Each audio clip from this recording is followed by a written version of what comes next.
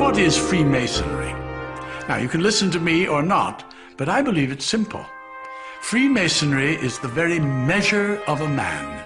Look in every city and town in America, and you'll see, right out in the open, a building adorned with the square and compasses. Think for a moment. Freemasonry uses the oldest tools of antiquity, those tools of measurement used by the stonemasons, like the square and the compasses, to demonstrate and pass on the great truths and wisdom of the ages. We use tools of measurement because Freemasonry believes a man's greatness can be measured, not by his wealth or fame, but by his deeds, his character, his truth, his tolerance, his charity, his trust, his friendship, his love for his fellow creatures. It's been said that human happiness comes from the smallest of improvements. So he that can effect positive change, even by a simple kindness, adds wealth to the common stock of humanity. Freemasonry therefore believes greatness can be seen in a man's positive effect in the world, and that to do good is the best way to glorify God. Where the roots of Freemasonry began, no one can say for certain. They're hidden in antiquity, and perhaps that is best, at least for me. I became a Freemason in the Age of Enlightenment, a time much like you now live, a time of great light, where science had changed the way we live. I only wish that the moral sciences could do the same, because it seems to me that the great religions of the world all provide a moral compass to their faithful. And while each man must wrestle in private with his personal relationship with God, Freemasonry offers an ecumenical brotherhood, a fraternity composed of men of all religions, founded on the practice of the great moral and social virtues. And that's why you see on our symbol the letter G.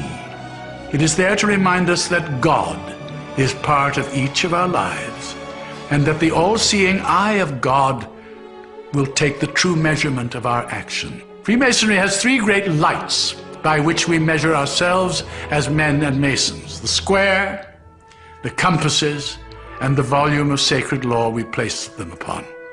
That sacred book, one revered by the individual mason, is where we take our oaths, lay the foundation of our lives.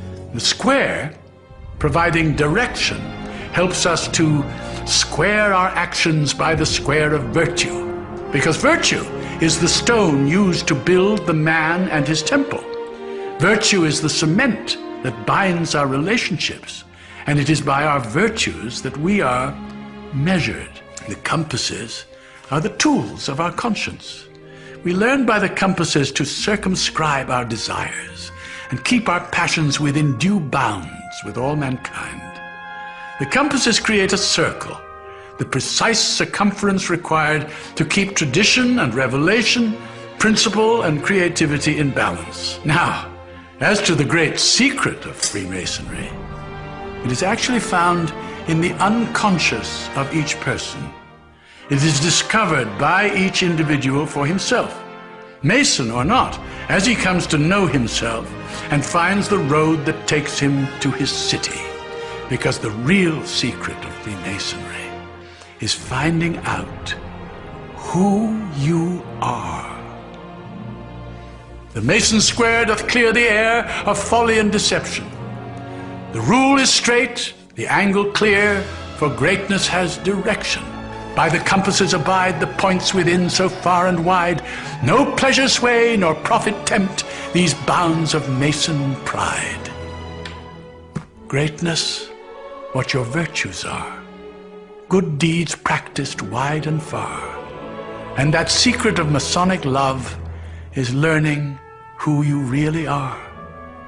For the great book knows what man can't hide, a life that's measured from inside. And on that book, that oath we took, and we will break it never, but stand by this, and this, and this, forever and forever.